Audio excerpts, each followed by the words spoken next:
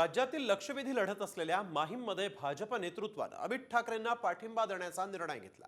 मात्र कार्यकर्ते शिंदे गटाच्या सरवणकरांच्या रॅलीमध्ये सहभागी झाले, त्यामुळे भाजपनं राज ठाकरेंना धोका दिलाय का, पाहूयात या स्पेशल रिपोर्टमध्ये।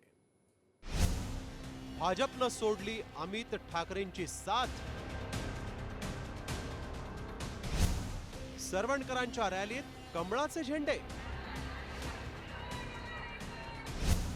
ठाकरेंना धोका, शिंदेंना मोका।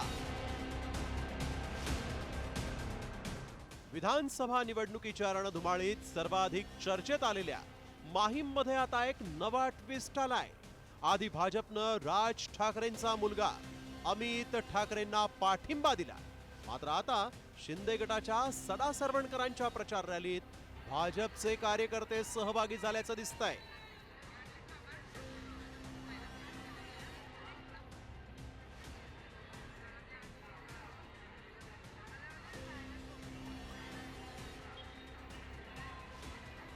हा व्हिडिओ पहा। माहीमचे शिंदे गटाचे उमेदवार सदा सरवणकरांची ही रॅली सुरू आहे। या रॅलीत भाजपचे कार्यकर्ते भाजपचा झेंडा घेऊन सहभागी झाल्याचं दिसतंय। यापूर्वी भाजप खासदार नारायण राणेंनी सरवणकरांना खुला पाठिंबा जाहीर केला होता, तर दुसरीकडे महाराष्ट्र भाजपचे सर्वेसर्वा देवेंद्र फडणवीसांनी मात्र राज ठाकरेंचा मुलगा अमित ठाकरेंना पाठिंबा जाहीर केला। आमचा उमेदवार कोण? आमचा उमेदवार कोण? बीजेपीचा कोण? सांगा ना, आमचा युतीचा उमेदवार कोण? मग का बोलत नाही? मग आमचं त्यालाच त्यासाठीच काम करणार। भूमिका स्पष्ट आहे आमची। आम्ही सकाळी इकडे संध्याकाळी तिकडे, त्यातले नाही ना, परमनंट आहे आमचा जॉब।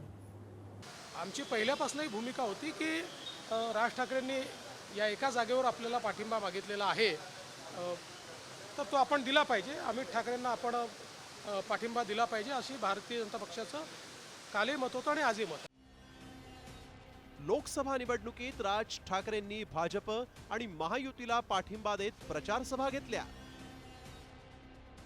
मात्र त्यानंतर माहीममध्ये विधानसभेला भाजपनं अमित ठाकरेंना पाठिंबा जाहीर केला असला तरी भाजपचे कार्यकर्ते मात्र सरवणकरांचा प्रचार करतायत।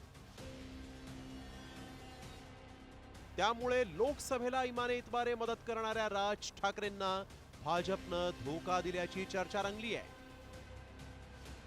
एवढंच नाही तर भाजपच्या या भूमिकेमुळे कार्यकर्तेही संभ्रमात आहेत। त्यामुळे दोन ठाकरेंच्या उमेदवारांच्या संघर्षात शिंदेंच्या उमेदवाराला मोका मिळणार की काय, अशी चर्चा या निमित्तानं रंगू लागली आहे। ब्युरो रिपोर्ट, साम टीव्ही न्यूज।